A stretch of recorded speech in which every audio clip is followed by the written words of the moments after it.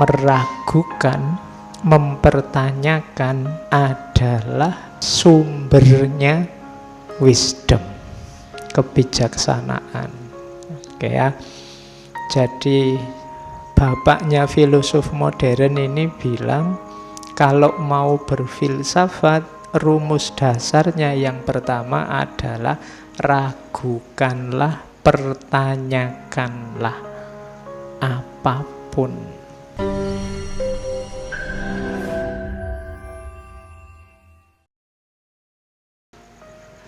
Kita awali. Ini quotes-nya dari Descartes tentang prinsip hidupnya, motonya.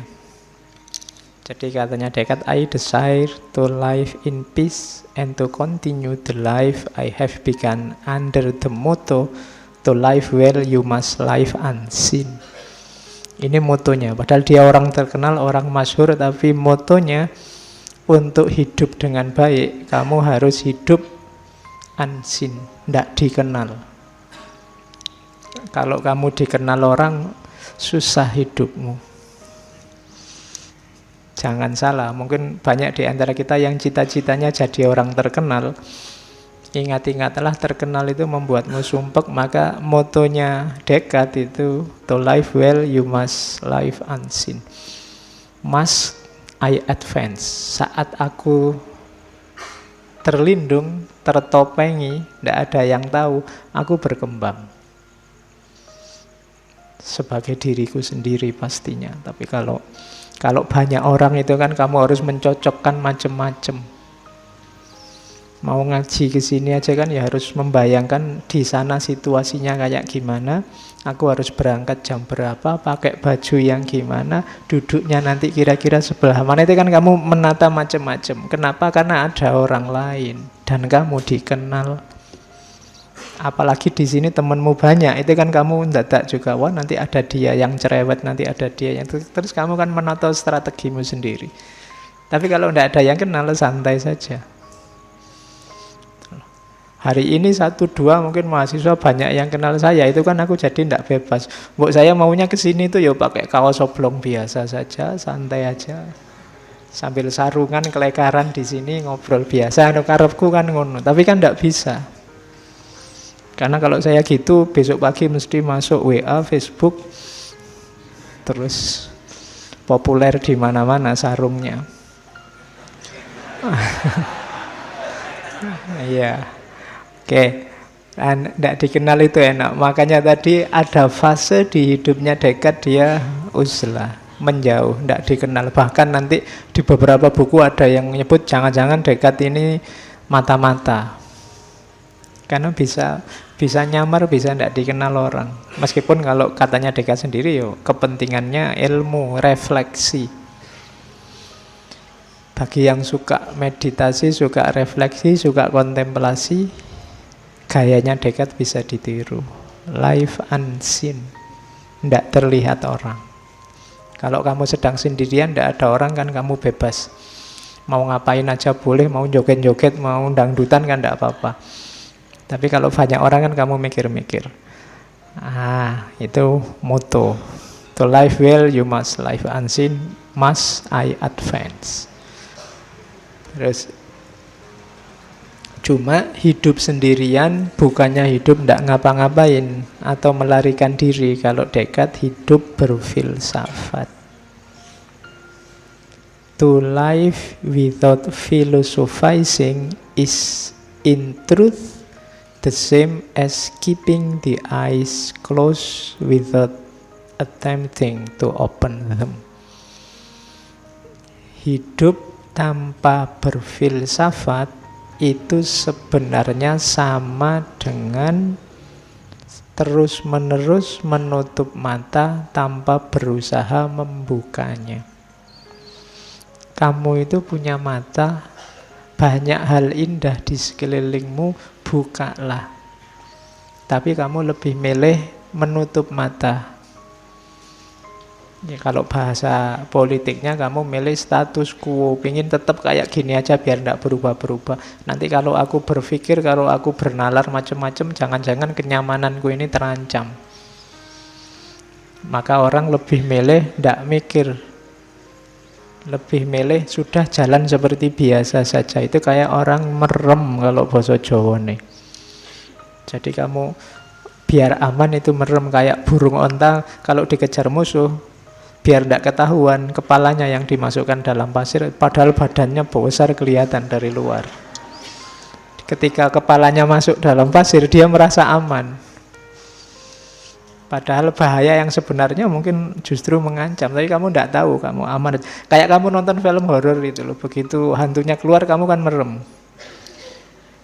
Loh, padahal nikmatnya film horor itu kan melihat hantu. Iya, tapi kamu malah merem loh. Kalau gitu ya nonton komedi, jangan nonton horor. Tapi ketika bagian intinya kamu malah merem, kamu malah menutup mata. Maka ya, ayo uzlah, tujuannya apa? Berefleksi tentang hidup. Ayo berfilsafat, kontemplasi. Kenapa? Ya karena sangat banyak hal yang harus difikirkan ulang dalam hidup kita ini. Banyak hal yang kelihatannya baik, tapi kadang-kadang efeknya enggak. Bahkan hari-hari ini saya merekomendasi kalian kalau mau menasehati orang, coba pamit dulu. Mau enggak kamu saya nasihati? Kamu butuh nasihatku enggak? Itu menurut saya lebih efektif daripada tiba-tiba saja kamu nge-share yang menurutmu baik-baik. Kenapa? Kadang-kadang isinya yang kamu share itu baik, tapi efeknya bisa jelek. Efeknya bisa dosa. Misalnya temanmu jadi berdosa karena nganggap kamu alah sok soleh misalnya. Alah pamer pengetahuan. Alah padahal isinya apik.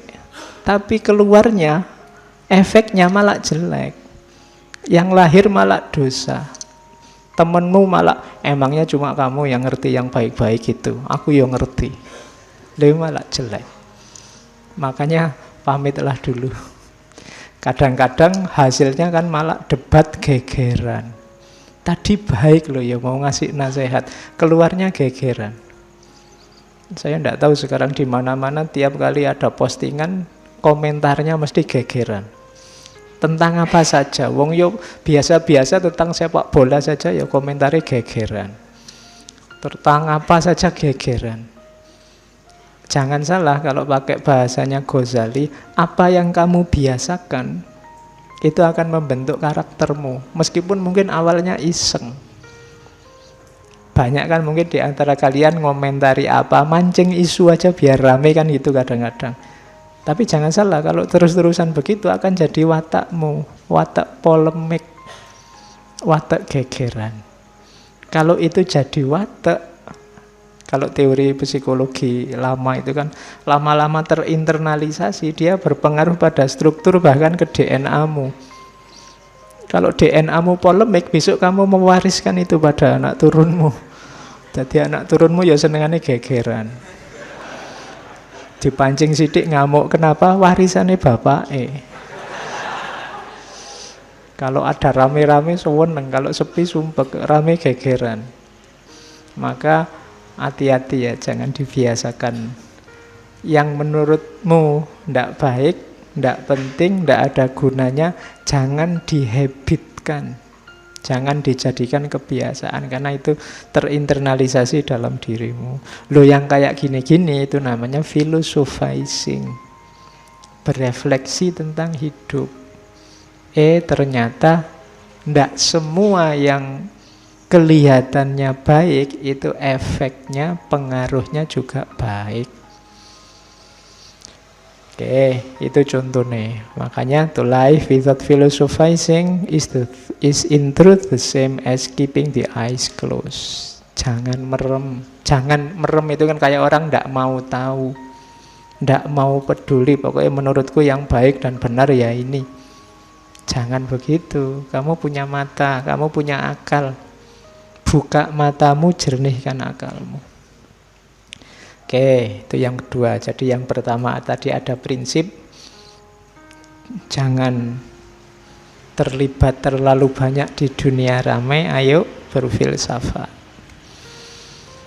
Nah, rumus pertama sekarang untuk berfilsafat apa? Dubium sapiente initium. Doubt is the origin of wisdom. Meragukan, mempertanyakan adalah originsnya, sumbernya wisdom, kebijaksanaan. Oke ya. Jadi bapaknya filosof modern ini bilang, kalau mau berfilsafat, rumus dasarnya yang pertama adalah ragukanlah, pertanyakanlah apapun. Makanya tadi saya bilang, mungkin rumus ini penting untuk hari ini. Ketika yang benar dan yang salah tidak jelas. Kamu kan diserbu tiap hari oleh ribuan berita, ribuan informasi baru yang kamu sendiri kelagepen. Bingung kamu yang ini yang benar mana, yang tiap hari kamu capek goreng berita. Ya kan? Sekarang kan orang gitu. Ini gorengan, itu gorengan. Hari ini sampai isunya kan sampai level gorengan itu level tuman. Iya. Tiap hari kamu goreng, akhirnya tuman goreng. Kalau ndak goreng ndak enak. Dan gorengnya kan tipikal, kalau dari grup sana digoreng biar kelihatan jelek terus, kalau yang dari grup sini dikelola biar kelihatan baik terus. Maka sekarang apapun yang mampir di pikiranmu, yang terlihat oleh matamu, terdengar oleh telingamu, ragukanlah kebenarannya. Jadi malah bukan yang baik terimalah, yang hoax bantahlah. Kalau di Descartes sebentar. Iya kalau jelas bedanya hoax dan ndak. Kalau kayak hari ini ndak jelas mana hoax mana tidak, maka rumus paling jitu adalah ragukan semuanya. Ujilah semuanya. Jadi ini rumus pertama dari Descartes. Doubt is the origin of wisdom. Nah, ilustrasinya begini nanti dari bukunya Descartes itu. Inilah yang disebut method of doubt, nyawa teorinya Descartes. Saya bacakan ceritanya Descartes, kenapa kok harus begitu. Bayangkan, katanya Descartes, ada orang yang membawa satu keranjang penuh apel. Terus dia takut beberapa apel di keranjang itu busuk. Sehingga dia ingin membuang yang busuk itu agar tidak menyebar ke apel yang lain. Katanya Descartes, apa yang akan dia lakukan?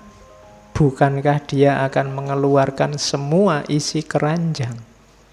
Kalau kamu bawa apel sak keranjang dan bagimu ada beberapa apel yang busuk, cara untuk mengambil apel yang busuk gimana? Mencari yang busuk gimana? Bukankah semua isi keranjang kamu tumpahkan, terus kamu cari yang busuk?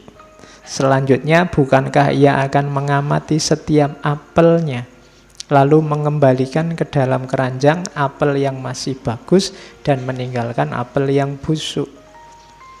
Dengan cara yang sama, katanya Descartes, mereka yang belum pernah berfilsafat secara serius, memiliki beragam pandangan dalam pikirannya yang ia masukkan sejak kanak-kanak, dan pasti ia juga percaya dan menganggap beberapa pandangannya ada yang keliru.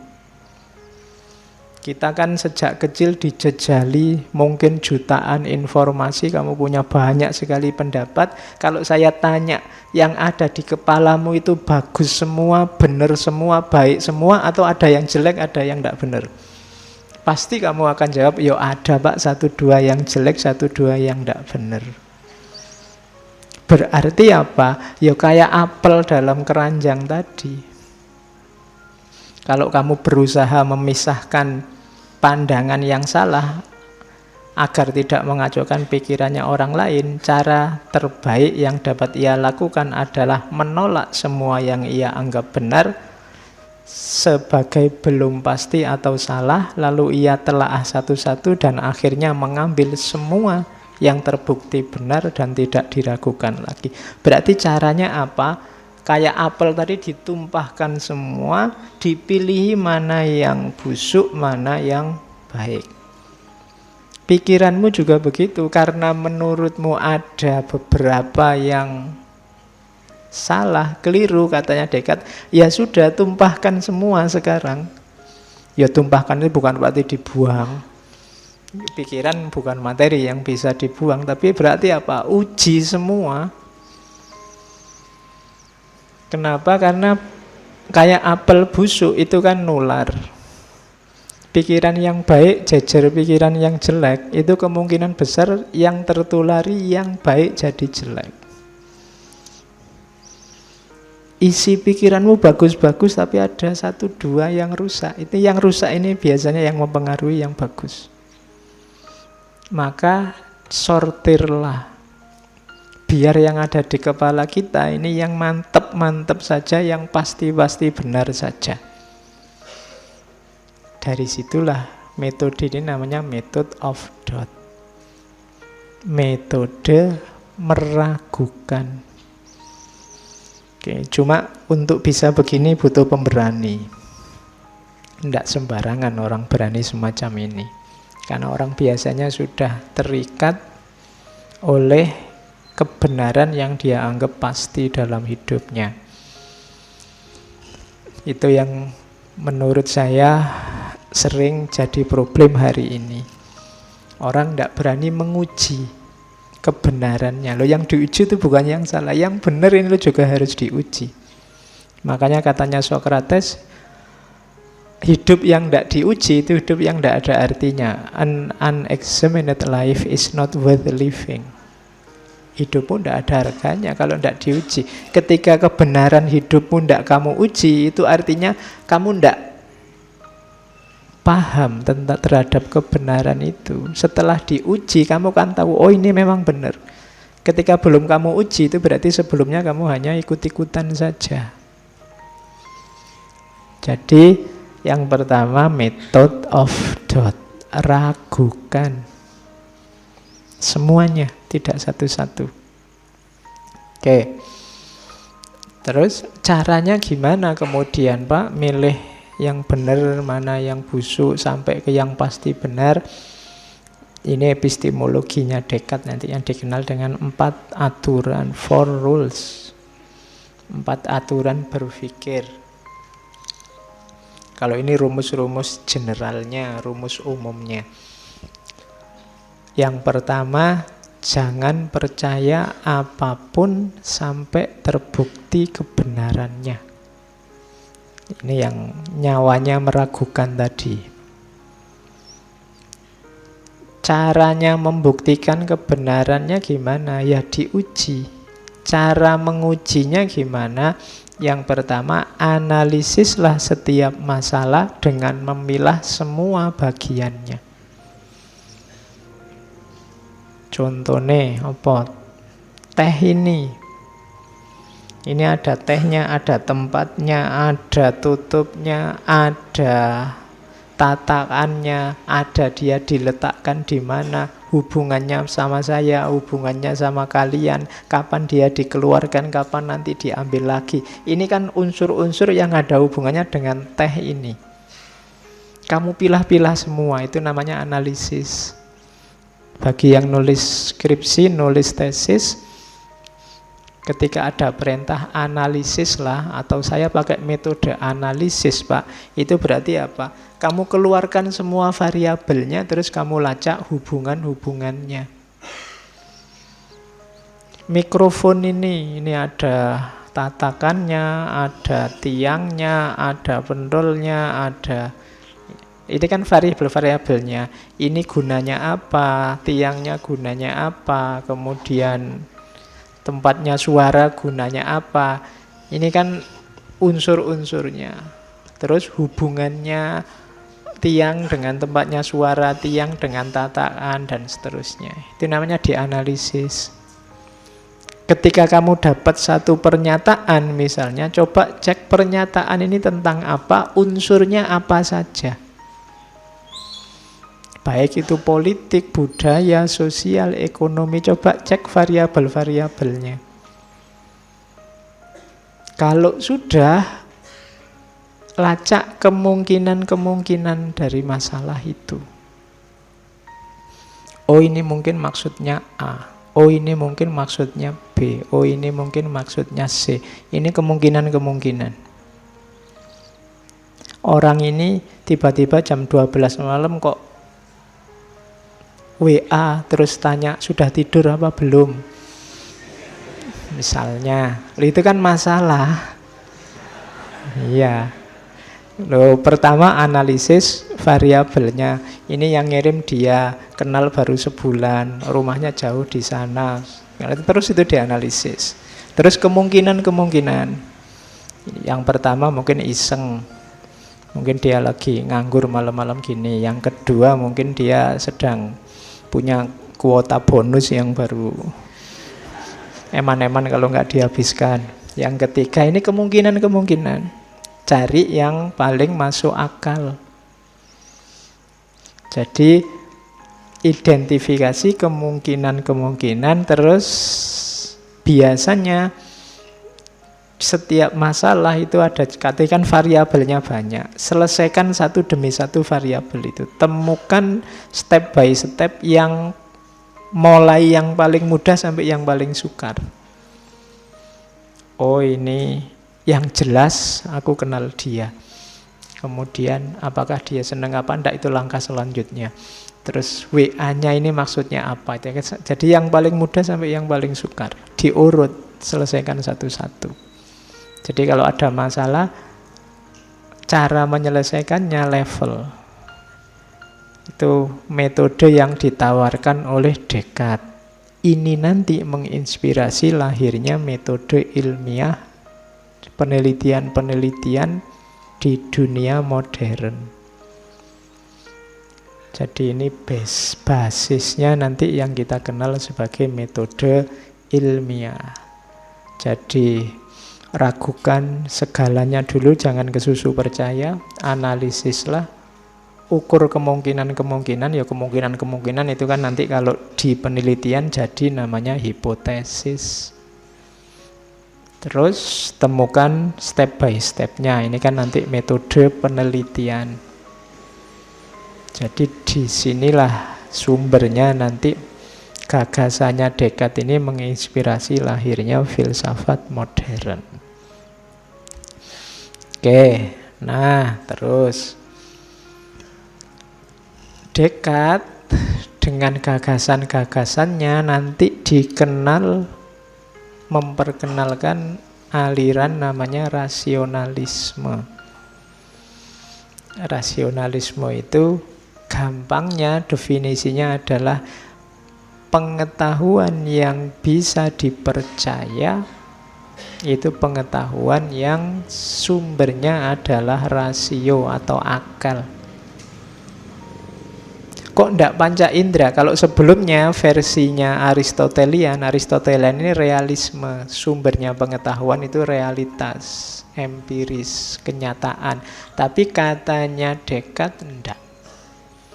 Pengetahuan yang bisa dipercaya itu berarti layak kamu jadikan sandaran, itu sebenarnya pengetahuan rasional, pengetahuan yang dasarnya akal. Kok bukan pengetahuan empiris? Itu kritiknya pada pengetahuan empiris. Ya barang empiris itu memang nyata, bisa dilihat, bisa disentuh, bisa diukur, bisa didengar. Tapi pengetahuan empiris itu sifatnya kebanyakan dalam tanda petik itu subjektif. Jadi subjektif itu, bayangkan misalnya kamu mimpi. Mimpi itu kan rasanya kayak beneran. Begitu kamu bangun ternyata enggak beneran. Kamu bermimpi jadi orang gantengnya luar biasa. Begitu bangun, misalnya, itu kan bisa tertipu loh. Kamu waktu mimpi mbok pegangi ya ganteng juga ya, tapi begitu bangun enggak. Itu mimpi. Sakit misalnya. Sakit itu ada jarak antara rasa dengan peristiwa datangnya sakit itu. Apalagi kalau ukurannya ukuran durasinya, intensitasnya itu pasti sangat subjektif. Apalagi kalau ngomong besar kecil itu juga subjektif. Pengalaman-pengalaman empiris itu ada jarak. Sehingga rasa sensasi empiris itu tidak pasti. Jadi orang tidak bisa ngukur kenyataan hanya berdasar empiris. Tapi kalau akalnya terlibat, tidak. Kayak dulu waktu kecil, kamu SD kan dikasih contoh pensil yang dimasukkan ke air. Terus, oh iya, kalau pakai mata saja panca indera kelihatannya patah. Tapi kan kamu yakin itu tidak patah, masih lurus. Dari mana? Akalmu yang hilang. Jadi akal lebih bisa disandari, katanya Descartes. Gunung itu kamu lihat dari jauh, dari sini kamu lihat Merapi, kelihatannya Merapi itu kan halus sekali kan. Tapi akalmu bilang, wong gunung itu geronjal-geronjal, banyak jurangnya, banyak itunya, Pak. Ya menurut saya ya ndak halus itu. Padahal matamu bilang itu halus. Tapi kamu simpulkan ndak halus. Siapa yang bilang gitu? Mata. Sama kayak rembulan. Rembulan itu kan kalau penyair-penyair, wah indah sekali wajahmu kayak rembulan kan gitu. Itu pakai mata, tapi kalau pakai akal, orang tahu bahwa bulan itu banyak kawahnya, jeglong-jeglong. Jadi kalau kamu dibilang wajahmu kayak rembulan itu, kalau pakai akal harus tersinggung. Oh ini melecehkan sekali. Oke, nah dari mana bisa tahu kok bahwa bulan itu jeglong-jeglong? Saya sudah belajar, akalmu yang selama ini bisa merangkai apa yang didapat oleh panca indera. Jadi katanya Descartes, ndak, rasio lebih bisa disandari. Kenapa kok bukan realitas di luar rasio panca indera? Realitas panca indera itu dikonstruksi oleh pikiran. Tergantung pikiran. Jadi pikiranmu sedang apa itu kan berpengaruh terhadap pencerapan panca inderamu. Kalau kamu sedang ngantuk ikut ngaji ini, mungkin ya yang kamu serap beda. Yang kamu lihat apa, yang lain lihat apa. Indah tidak indah itu kan urusannya mata, tapi sebenarnya yang kerja akal. Halus atau tidak halus, tangan ini kan cuma merasakan sensasi. Yang menyimpulkan halus atau tidak akal. Jadi katanya Descartes, enggak, rasio lebih kuat. Nanti kita lihat sampai belakang akan kelihatan di mana kuatnya rasio. Oke, sekarang kita mulai berfilsafat. Jadi prinsipnya rasional, meragukan. Sekarang saatnya mengejar kebenaran dengan bekal akal. If you would be a real seeker after truth, it is necessary that at least one in your life you doubt as far as possible all things.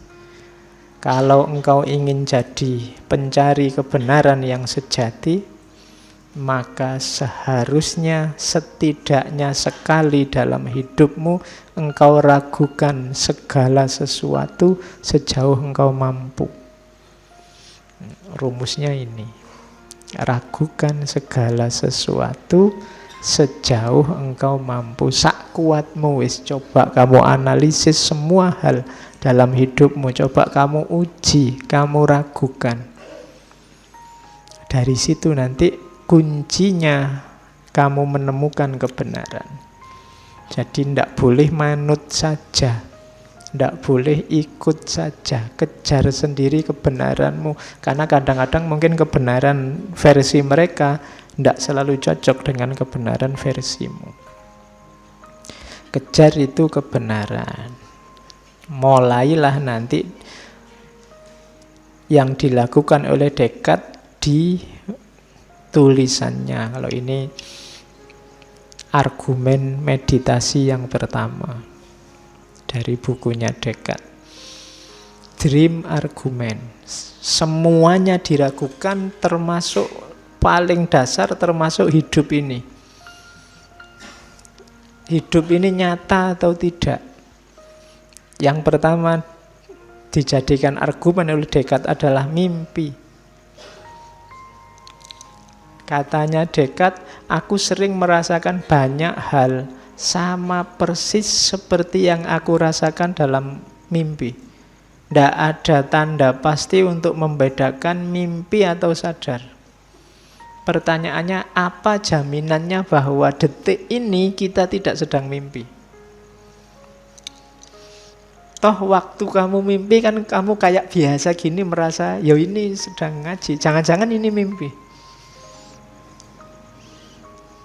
Itu nanti di salah satu kitabnya Ghazali ada ilustrasi itu. Jangan-jangan hidup ini mimpi. Sebagaimana kamu sadar dari mimpi terus, oh alah ternyata nangis-nangis tadi malam itu aku cuma mimpi toh. Besok jangan-jangan setelah kamu meninggal dibangkitkan, kamu baru sadar dunia yang jungkir balik kayak gini ini ternyata cuma mimpi. Itu ilustrasinya Ghazali. Kesadaranmu di alam barzah besok sama kayak kesadaranmu setelah bangun dari tidur. Nah, cuma Descartes tidak di situ, dia cuma concernnya apa jaminannya bahwa malam ini kita ngaji ini bukan mimpi. Sementara waktu kita mimpi kan kamu juga tidak bisa membedakan ini nyata apa mimpi. Atau jangan-jangan saya sedang mimpi ngisi ngaji padahal ini bukan aku, tapi kalian mimpi sebagai aku, kan kadang-kadang bisa begitu.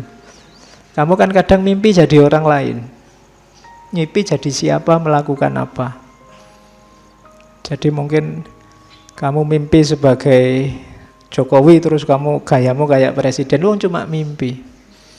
Atau jangan-jangan Jokowi sedang mimpi jadi kamu sekarang.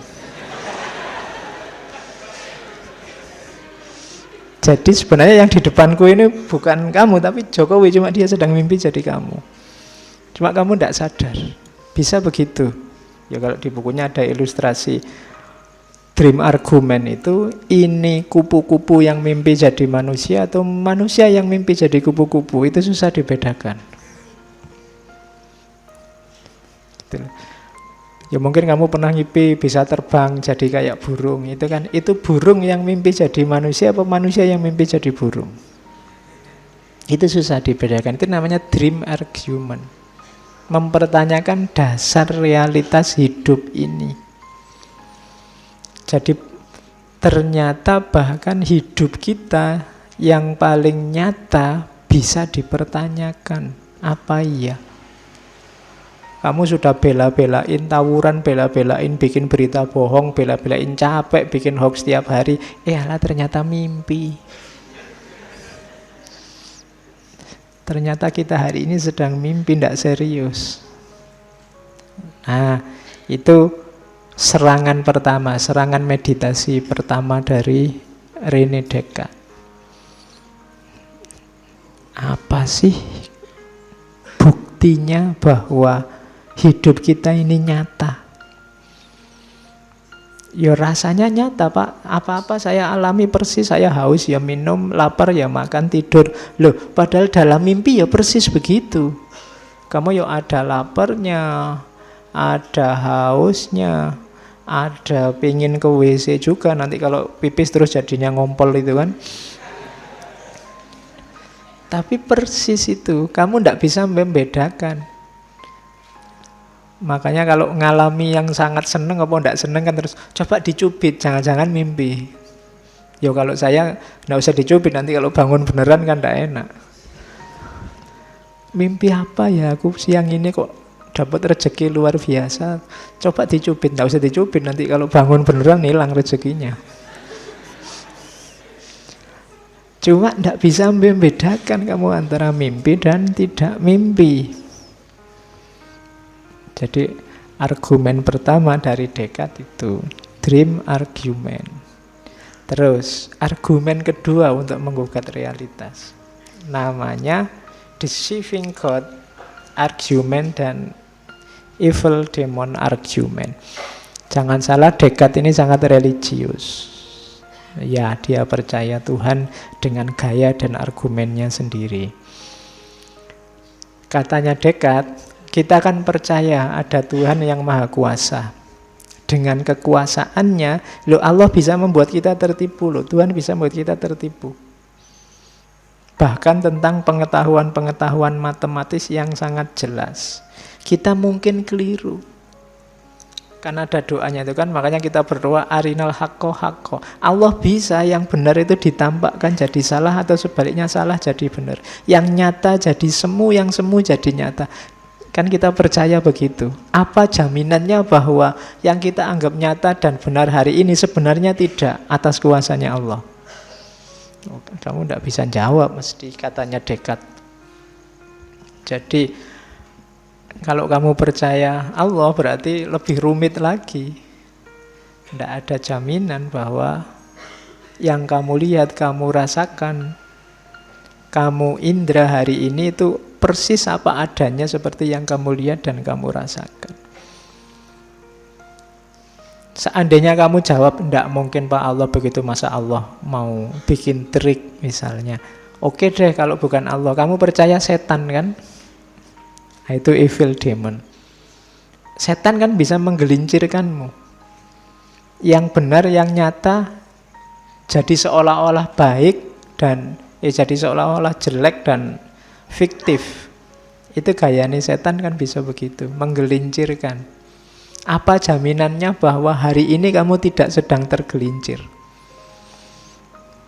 Tidak sedang tertipu.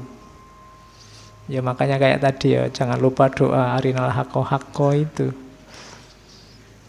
Tidak ada jaminannya. Jadi yang kamu anggap benar bisa saja salah, yang kamu anggap salah ternyata benar, mungkin saja. Kenapa? Wong Allah bisa membolak-balikkan pandanganmu. Atau kalau tidak, setan aja bisa menggelincirkanmu kok. Loh, kalau orang sedang terbolak-balik hatinya atau tergelincir kan ya pastinya dia tidak sadar. Tetap merasa dirinya benar. Wong yang korupsi, yang narkoba aja bisa merasa dirinya benar kok. Dari mana? Terbolak-baliknya pandangan. Jadi tidak ada jaminan yang kamu anggap nyata pasti benar hari ini, itu pasti benar. Jadi ini refleksi selanjutnya dari seorang Descartes. Ini langsung menyerang dasar kenyataan hidup kita. Makanya saya bilang tadi, hanya orang-orang pemberani yang berani masuk ke ranah ini. Tapi nanti kita lihat penyelesaiannya Descartes. Oke ya. Jadi atas dasar mimpi, atas dasar keimanan kita pada Tuhan, atau kepercayaan kita ada makhluk namanya setan yang menggelincirkan, paling tidak karena ada tiga ini kan, kebenaran kenyataan hidup bisa dipertanyakan. Maka katanya Descartes, kalau kita meragukan segalanya, apakah itu dunia material sama dunia spiritual, wah berarti semua tidak bisa dipercaya Pak. Iya, tapi kalau kamu sudah begitu, kamu akan sampai pada titik ada sesuatu yang bisa dipercaya, pasti. Ini paling dasar. Apa itu yang pasti bisa dipercaya? Ada kamu yang sedang meragukan.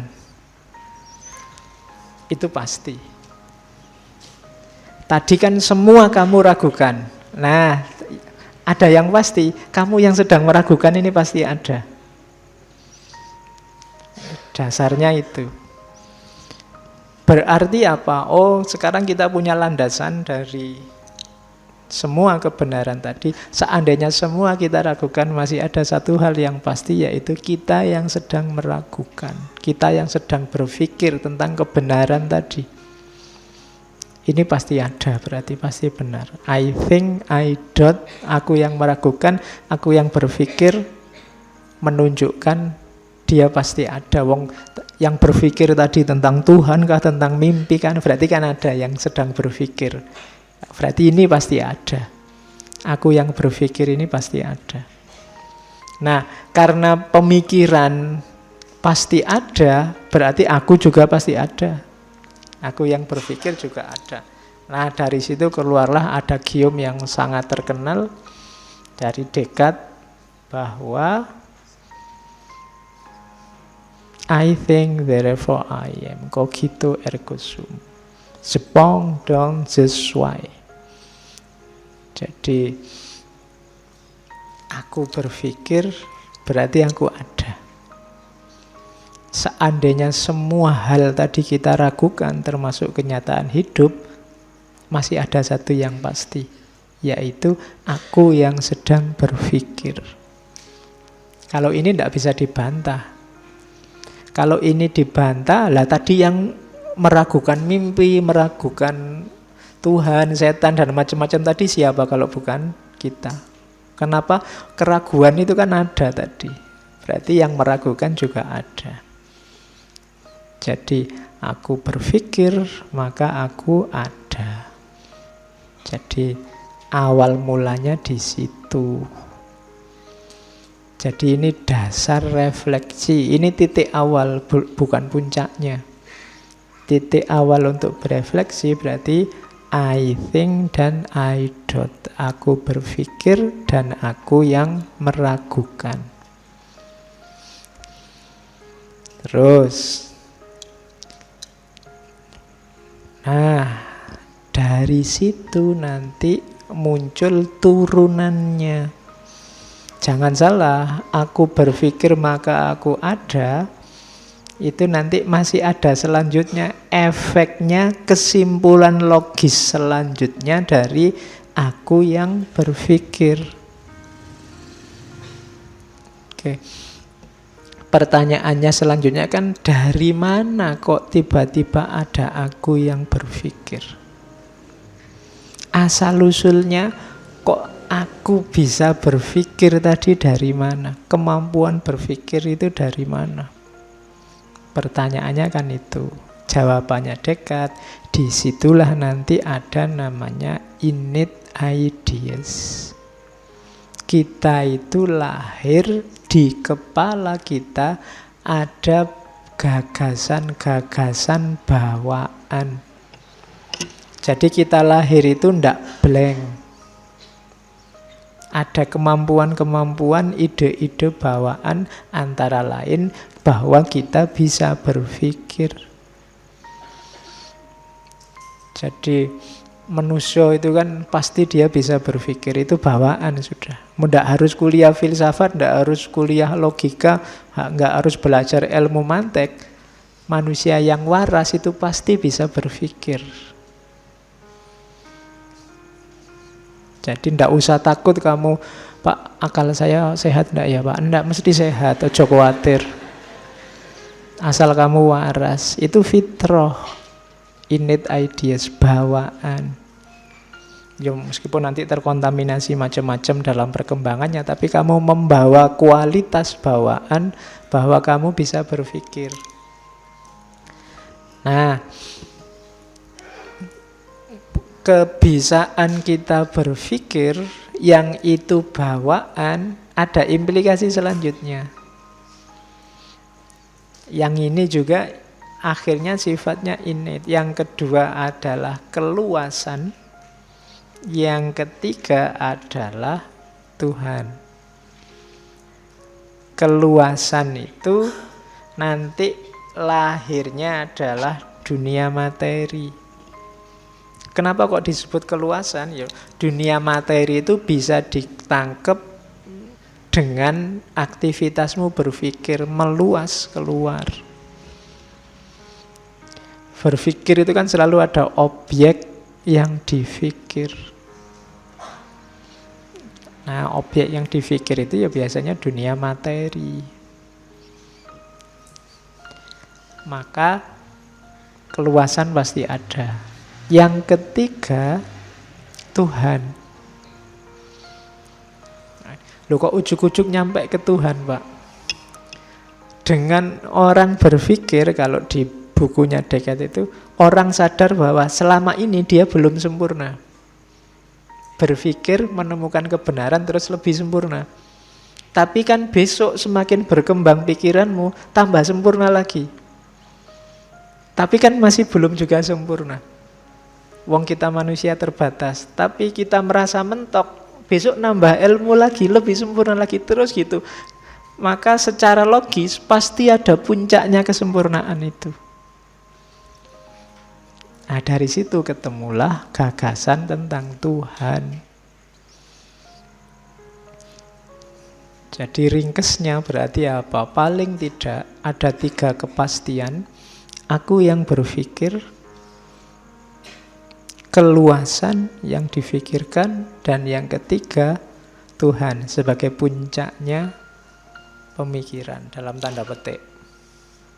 Jadi ada, kalau bahasa Latinnya res cogitan, rex extensa, dan God. Jadi ini jenisnya innate ideas. 3 hal ini kalau di Descartes disebut substansi. Jadi ada 3 substansi: berpikir, keluasan, dan Tuhan. Ya, kalau pakai istilah dunia, ada dunia pikiran, mind, ada dunia materi, dan ada dunia wilayah ketuhanan. Ini kalau ada yang tanya, loh materi memangnya ada Pak? Ada. Lah yang ditangkap oleh akal itu loh materi. Jadi matahari, laut, batu, apa itu ndak fantasi aja Pak? Bayangan-bayangan ndak, katanya Descartes. Buktinya apa? Secara kuantitas bisa diukur. Bisa kamu rasakan panjangnya, lebarnya, luasnya. Setiap orang kalau ngukur kan sama, berarti dia memang ada. Akal bisa menangkap dengan jelas. Meja ini tingginya sekitar 0,5 meter misalnya. Itu kan saya yang ngukuri 0,5 meter, kamu juga 0,5 meter, berarti memang dia ada. Kalau imajinasi kan mungkin yang ada di kepalaku sama kepalamu beda. Wah, meja ini eksotis sekali Pak, wujudnya kayak lain, itu kamu bisa ngarang, tapi enggak. Kalau saya ngomong kuantitas, itu sama kita. Meja ini ditutup oleh taplak warnanya hijau, itu kan sama. Kecuali yang buta warna nanti dianggap biru. Kan ada yang kebolak-balik biru sama hijau. Oke, itu nguatiri kalau pemilu maunya maunya nyoblos warna hijau, kenanya warna biru nanti. Oke, secara kuantitas itu kita sama. Berarti ada. Kuantitas itu kan bisa diukur, besarnya, luasnya, warnanya. Oh, berarti realitas itu tidak diragukan lagi, mantep ada.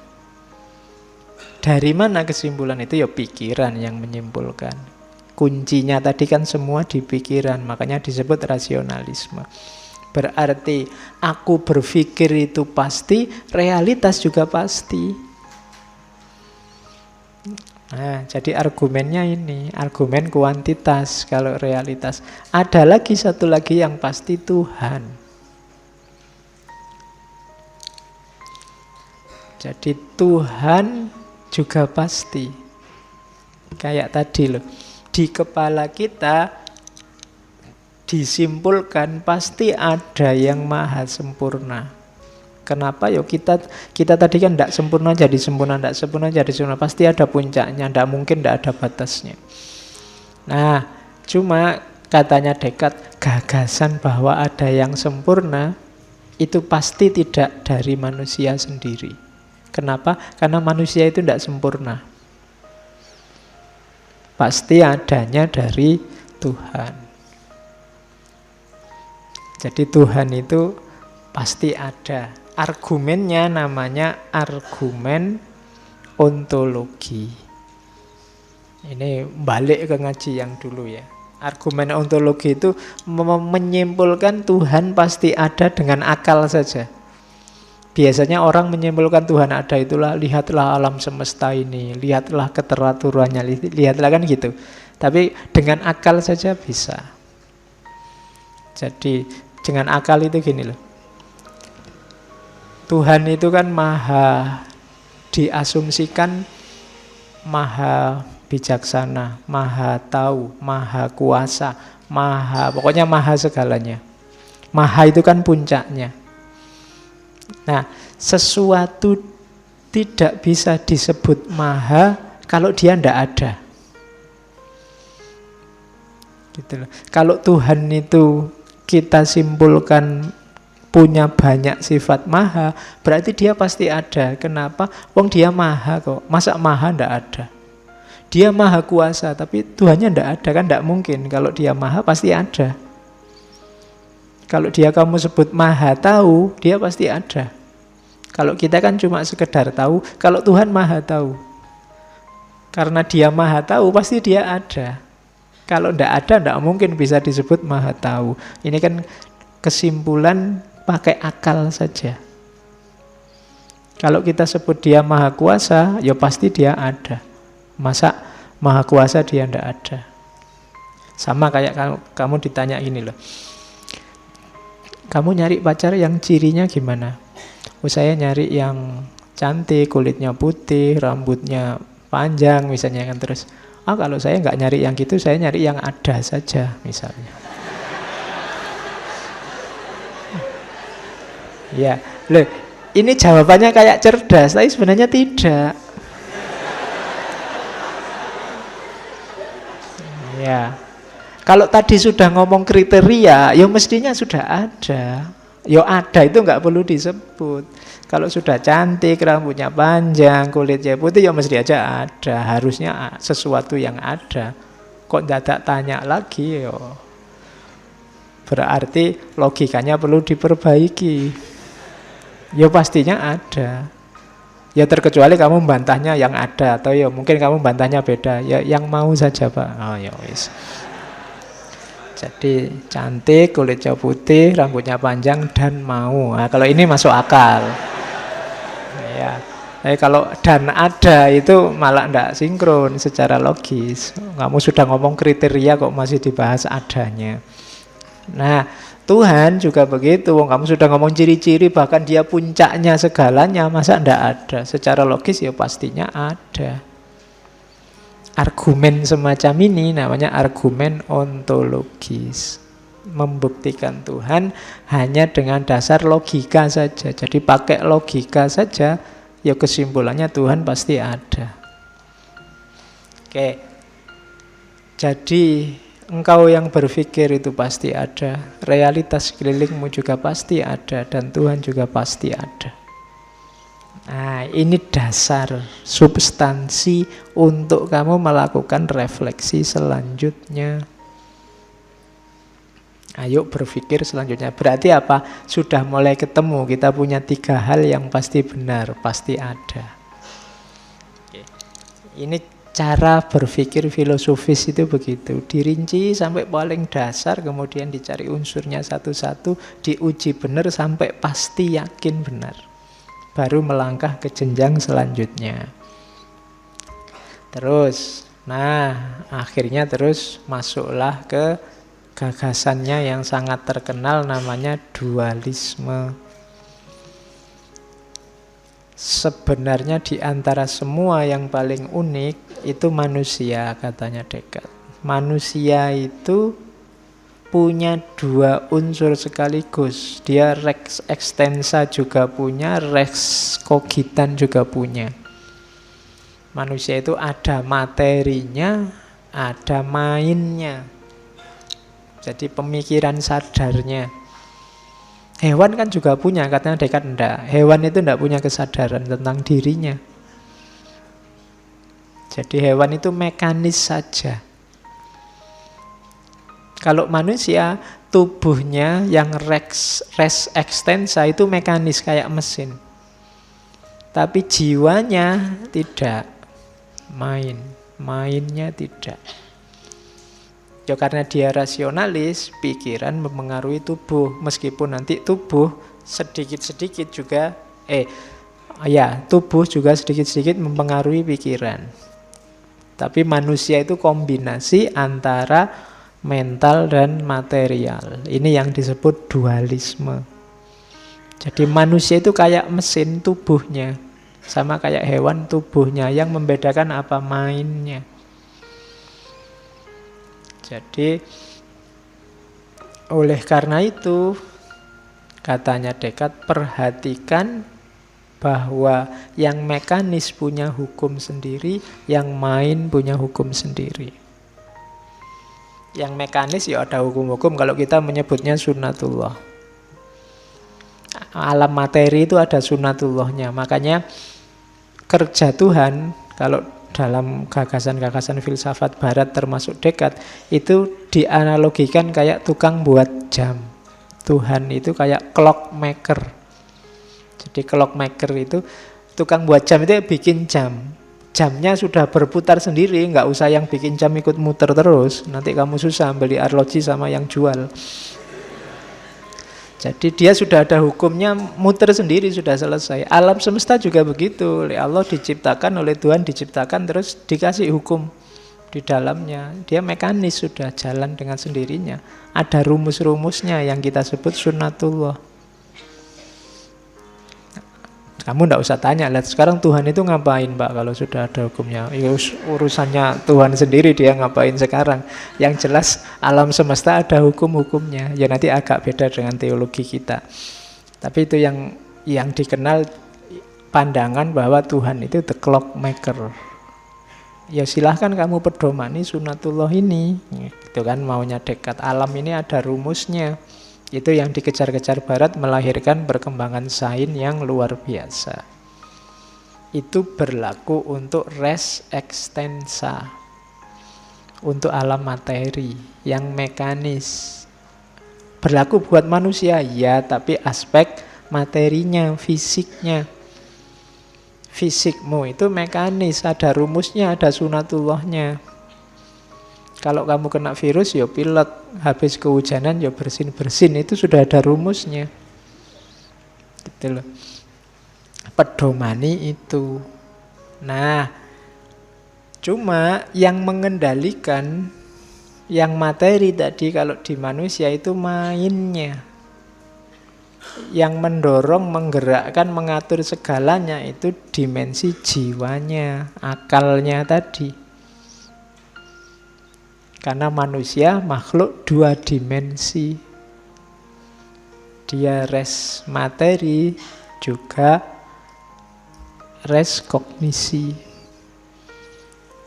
Kuncinya ternyata ada di akalnya.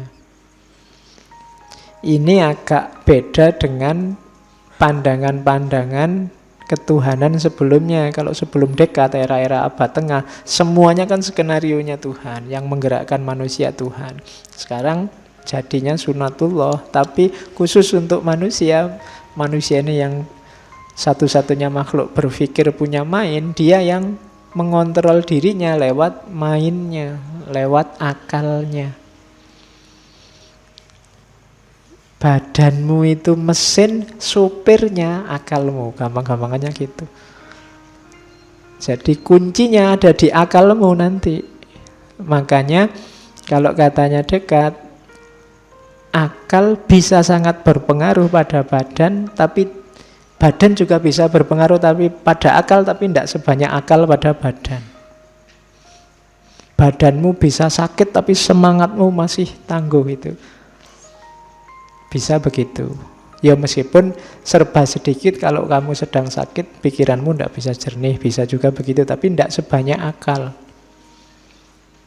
Berpengaruh pada badan. Jadi ini gagasan dualisme Descartes.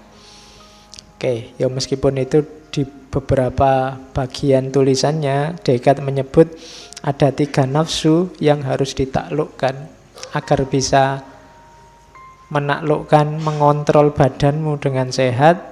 Yang pertama adalah sangat suka atau disebut cinta. Yang kedua sangat tidak suka, yang disebut benci. Kagum, kagum itu membuat tidak rasional. Caramu nyetir badanmu biasanya terus jadi kacau. Penuh gairah, terlalu semangat, terlalu gembira atau terlalu sedih. Kalau tadi analoginya sopir, jadi engkau adalah sopir bagi tubuhmu. hati-hati hindari 6 hal ini biar kamu tidak tabrakan. Jadi biar caramu mengendalikan tubuhmu sehat. Jangan terlalu suka, jangan terlalu benci, jangan terlalu kagum, jangan terlalu semangat, jangan terlalu gembira, jangan terlalu sedih. Kalau ada 6 ini, nyopirmu bisa kacau. Bisa nabrak-nabrak kiri kanan. Karena kita dualitas. Ada 2 unsur. Jasmani dan rohani. Ini teorinya kelihatan simpel, tapi jangan salah, di zaman itu ini awal. Nanti lahirnya psikologi-psikologi yang dualistis. Bahwa manusia itu jasmani dan rohani. Bahkan pengaruhnya tidak cuma ke dunia psikologi, juga mungkin ke dunia rohani, dunia tasawuf. Itu gagasan ini diadopsi. Kalau dunia tasawuf bahkan jasad itu tidak penting, yang penting mind, yang penting yang rohani. Tapi awalnya dari sini, gagasan dualismenya Descartes.